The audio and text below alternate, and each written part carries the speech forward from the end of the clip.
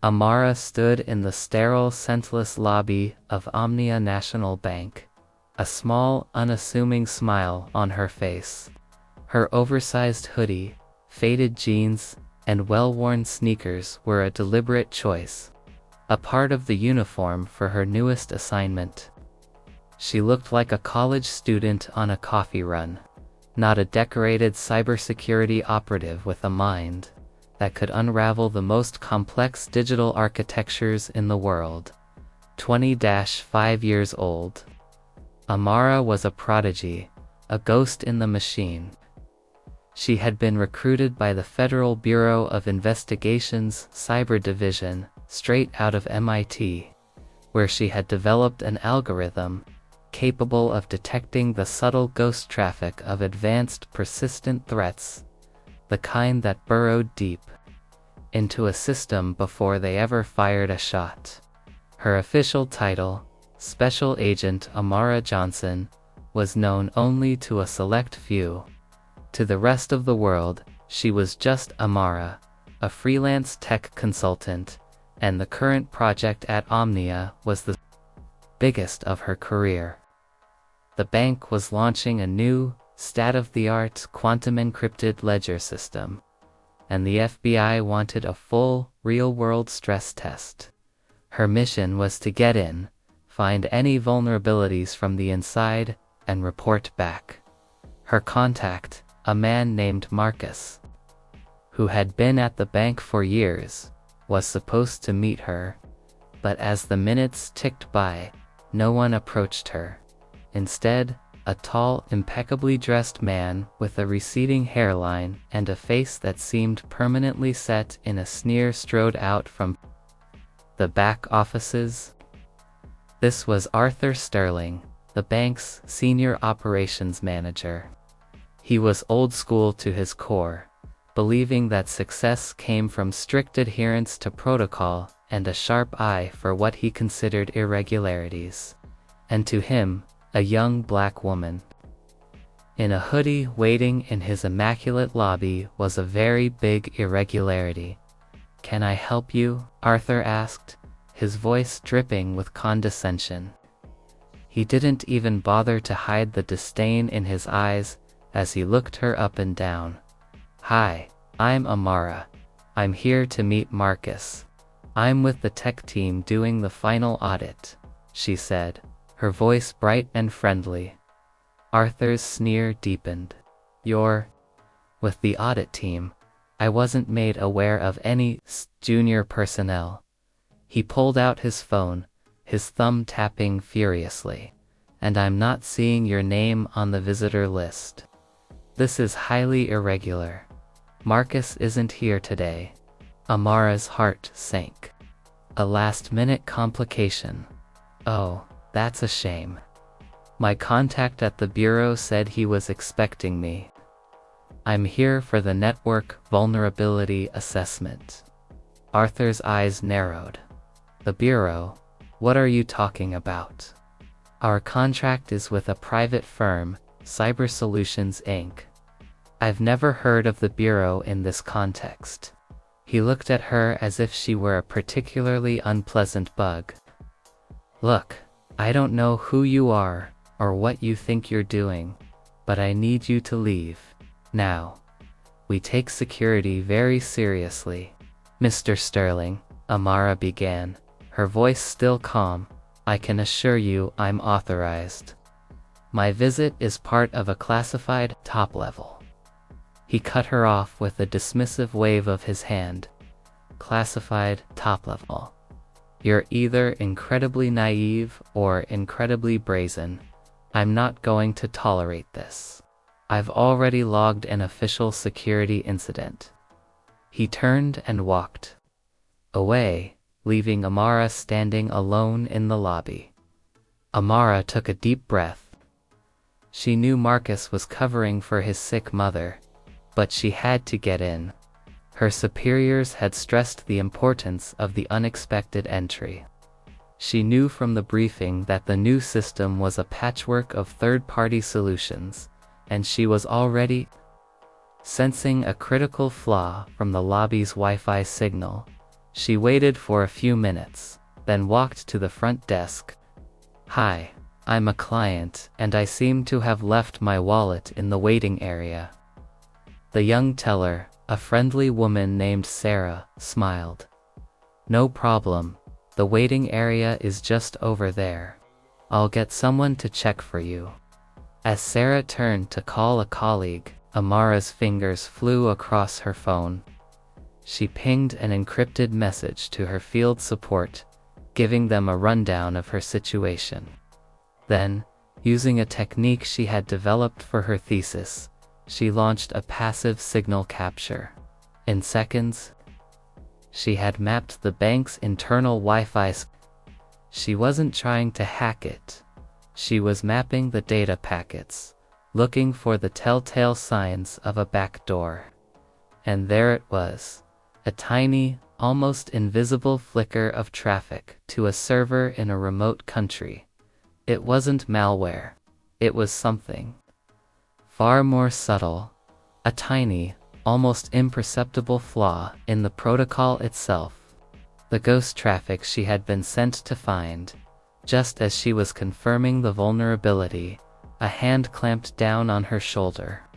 Arthur Sterling stood behind her, his face a mask of triumph. "I knew it," he hissed. "You're trying to access our network. Your little act is over." He was holding his phone to his ear. "Yes, Agent Ramirez, I have her. She's attempting to hack into our system. She claimed she was with the Bureau. I'm holding her here." He gestured to two security guards who had appeared, and they began to move towards Amara. Amara sighed, her small smile gone. She put her phone in her pocket and held her hands out, palms up. "Mr. Sterling, you're making a huge mistake. The only mistake here is yours," he said, and with a nod. The guards moved to restrain her. Just then, the glass doors of the bank swung open, and two men in dark suits walked in, their faces grim and professional. One was a tall, imposing man with an air of quiet authority. The other was younger, with a sharp, intelligent look in his eyes. They were the FBI agents Arthur had called. "Agent Ramirez," Arthur said, his voice now booming with self-importance. "And Agent Stone, thank you for getting here so quickly. I have the suspect right here. She was just trying to breach our network. A real pro, it seems." The two agents' eyes swept the room, taking in the scene. They saw Arthur, smug and preening. They saw the two burly security guards.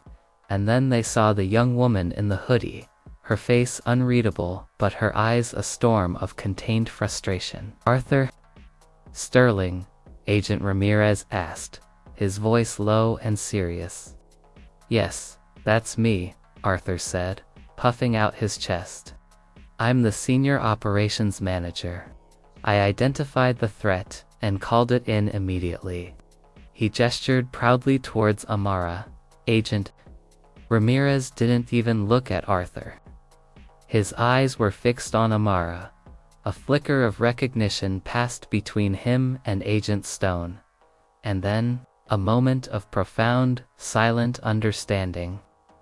"Agent Johnson," Agent Ramirez said, his voice dropping to a near whisper. Amara gave a small nod. "Ramirez Stone, thanks for showing up." The bank lobby went silent. The two security guards froze, their hands hovering awkwardly near Amara's arms. Arthur's triumphant smile slowly, agonizingly, vanished. Agent Ramirez, a man who had seen it all, stepped forward. He didn't offer his hand. He didn't speak another word. Instead, he did the only thing that made sense in that moment. He snapped to attention and gave Amara a sharp, respectful salute. Agent Stone followed suit. Arthur Sterling's jaw went slack. The sound of his ego deflating was almost audible. He looked from the saluting FBI agents to the young woman he had just accused of being a criminal. "What is the meaning of this?" he stammered, his voice thin and panicked. Amara, now in full command, didn't answer him. She turned to Agent Ramirez. "I've located a critical vulnerability. The quantum ledgers. Encryption isn't just flawed, it's a decoy. The real traffic is being routed to a secondary server in Latvia. It's a textbook ShadowNet exploit." Ramirez's eyes widened. "That's why we couldn't find a trace of it. You found it just by passive analysis. In minutes, he gave me a good Wi-Fi signal," Amara said, with a wry nod towards Arthur. The two FBI agents were already in motion, their professional demeanor returning in full force. They had a real problem on their hands, one that could affect the financial security of the entire country. While Agent Stones secured the premises and began to gather data, Agent Ramirez turned to Arthur. "Mr. Sterling," he said, his voice now a low, dangerous rumble, "do you realize you just called us in on one of our most decorated and essential agents? Agent Johnson was here on a classified mission that you have now potentially compromised with your irresponsible behavior. Your actions were reckless, prejudiced, and an egregious breach of protocol. You bypassed your own security measures too. Call us a violation of your contract. And you put our agent in physical danger." Arthur's face was a mottled mix of red and white. "But but I thought she was," he stammered. Amara cut him off, her voice no longer friendly. "You didn't think, Mr. Sterling? You assumed that a black woman in a hoodie couldn't possibly be here to do important work. You assumed that my appearance was evidence of ill intent. You were so busy judging me that you failed to recognize the security threat that was right in front of you." The gravity of the situation hit Arthur like a freight train. The bank's entire system was vulnerable. He had just accused and humiliated the person sent to save it, and he had done so in front of two high-ranking FBI agents. His reputation, his career, everything was gone. "I need to speak to your CEO," Amara said to the stunned teller. Sarah. Minutes later, the CEO of Omnia National, a grim-faced man named Mr. Peterson, arrived. He had been briefed by Agent Ramirez over a secure line and had raced over. He looked at Arthur with a profound, quiet disappointment. Amara didn't waste any time. "Mr. Peterson," she said, her voice clear and authoritative, "I'm Special Agent Johnson. This is Special Agent Ramirez. Your senior operations manager, Mr. Sterling, has just endangered a top-level national security operation. He chose to act on his own prejudices and assumptions, bypassing your internal security to do so. His actions not only compromised my mission, but also left your entire financial system vulnerable to a massive cyber-attack." Peterson looked from Amara to a whimpering Arthur. "Arthur, what did you do?" he whispered, horrified. "He tried to get a black woman arrested because he thought she looked suspicious," Ramirez said bluntly.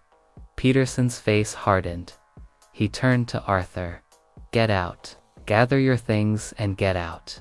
You're fired, effective immediately."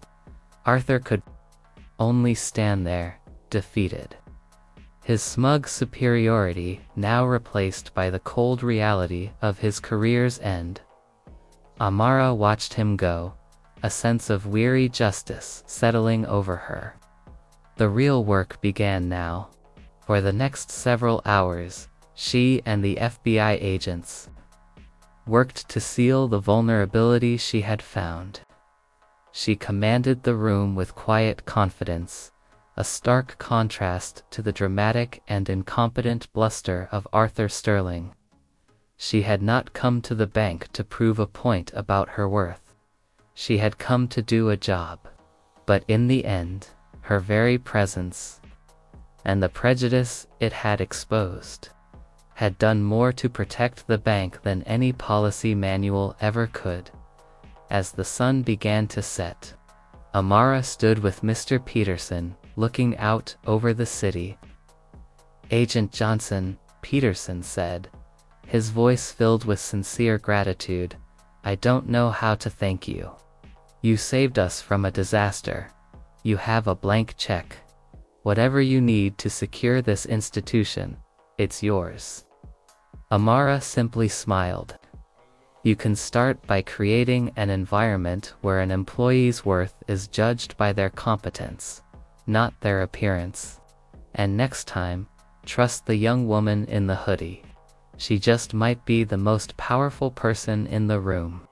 She turned and walked out of the bank, the doors sliding silently behind her, leaving behind a humbled CEO, a disgraced manager, and a newfound respect for the quiet power of a person who is underestimated until they can no longer be ignored.